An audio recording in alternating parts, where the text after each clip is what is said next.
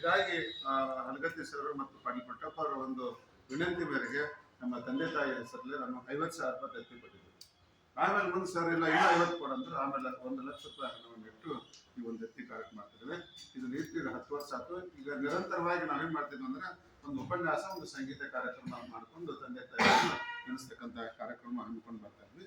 ಈ ಸಲ ನನಗೇನೋ ಒಂದು ಯಾಕೆ ವೈದ್ಯ ಪ್ರಶಸ್ತಿ ಕೊಡಬಾರ್ದು. ಅದು ಮೊನ್ನೆ ನಾನು ಹುಬ್ಬಳ್ಳಿ ಒಳಗೆ ನಮ್ಮ ಮರ್ತೊಬ್ಬ ಕತ್ತಿ ಅವರ ಒಂದು ಟ್ರಸ್ಟ್ ಇದೆ, ಅವ್ರು ವೈದ್ಯ ಪ್ರಶಸ್ತಿ ಕೊಟ್ಟ ಇದ್ದಾರೆ. ಆ ಸಂದರ್ಭ ನಾನು ಅಲ್ಲಿ ಅನೌನ್ಸ್ ಮಾಡಿದ್ದೆ ಹುಬ್ಬಳ್ಳಿ ಒಳಗೆ, ಇಲ್ಲ ನಾನು ಸದ್ಯಕ್ಕೆ ವೈದ್ಯರಿಗೆ ಯಾಕೆ ಕೊಡಬಾರ್ದು ಅಂತಕ್ಕಂಥ ಅವತ್ತು ಡಿಸಿಷನ್ ತಗೊಂಡು ಮುಂದೆ ಸರ್ ನಾನು ಡಿಸ್ಕಸ್ ಮಾಡಿ ಆಯ್ತು ಮಾಡಂದ್ರು. ಹೀಗಾಗಿ ನಾನು ಮೊಟ್ಟ ಮೊದಲು ಇಲ್ಲಿ ಏನಂದ್ರೆ ಇಬ್ಬರು ವೈದ್ಯರಿದ್ದಾರೆ. ಅದರಲ್ಲಿ ಮಹೇಶ್ ನಾಲ್ವಾಡ ಅವರು ಖ್ಯಾತ ವೈದ್ಯರು, ಒಳ್ಳೆ ಫಿಸಿಷಿಯನ್ ಎಲ್ಲ ಅವರು.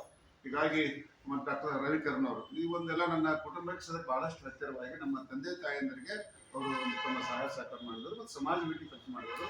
ಹೀಗಾಗಿ ಆ ಇಬ್ಬರಿಗೆ ನಮ್ಮ ತಾಯಿ ಹೆಸರಲ್ಲೇ ಅಂದ್ರೆ ಒಂದು ದತ್ತಿ ಪ್ರಶಸ್ತಿಯನ್ನು ಕೊಡ್ಬೇಕಂತೇಳಿ ಮುಂದೆ ಸರ್ ಡಿಸ್ಕಸ್ ಮಾಡ್ಕೊಂಡು ಈ ಸದ್ಯ ಅಂತ ವೈದ್ಯರಿಗೆ ಕೊಡ್ಬೇಕಂತಿದೆ.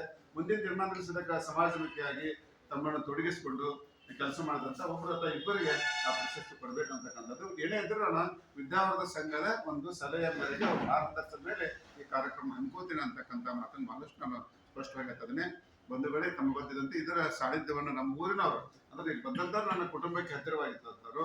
ಆ ಸಡಸ್ಥಳ ಪ್ರೇಮ ಗುರುಸಿದ್ದೇಶ್ವರ ಶಿವಾಚಾರ್ಯ ಮಹಾಸ್ವಾಮಿಗಳು ಪಡ್ಡದೇವರ ಹಿರೇಮಠ ಸಿರ್ಕೋಟ್ ಒಂದು ಅವರ ಒಂದು ಸಾನ್ನಿಧ್ಯದಲ್ಲಿ ಕಾರ್ಯಕ್ರಮ ನಡೀತಾ ಇದೆ.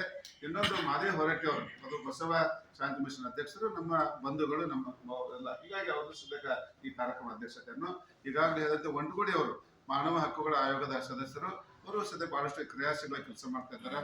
ಅವರು ಡಿಸ್ಟ್ರಿಕ್ಟ್ ಜಡ್ಜ್ ಆಗಿ ಕೆಲಸ ಮಾಡ್ಯಾರ. ಅವರು ಪ್ರಶಸ್ತಿ ಪ್ರದಾನ ಮಾಡ್ತಾ ಇದ್ದಾರೆ.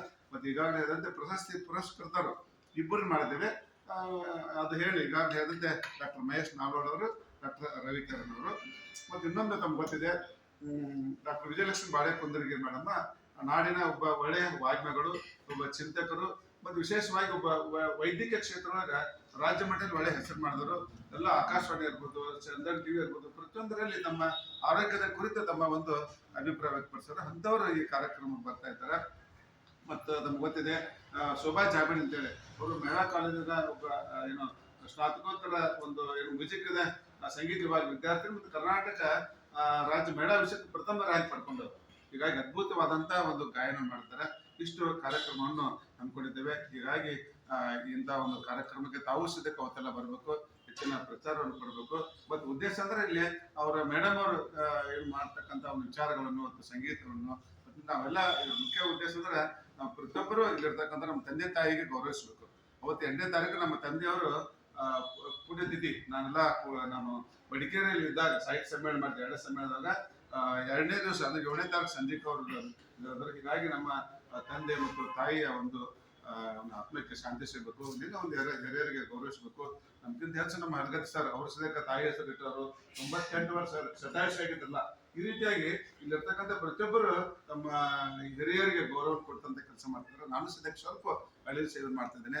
ಹೀಗಾಗಿ ಇಂಥ ಒಂದು ಕಾರ್ಯಕ್ರಮಕ್ಕೆ ಮಾಧ್ಯಮದವ್ರು ತಾವೆಲ್ಲ ಬಂದಿರಿ. ತಾವು ಅವತ್ತು ಸದ್ಯಕ್ಕೆ ಬರಬೇಕು ನಮ್ಮ ಕಾರ್ಯಕ್ರಮಕ್ಕೆ ಹಾಜರಾಗಬೇಕಂತ ಮತ್ತೊಮ್ಮೆ ನನ್ನ ವಂದಿಸ್ತಾ ನನ್ನ ಮಾತನ್ನು ಮುಗಿಸ್ತೇನೆ. ಮತ್ತೆ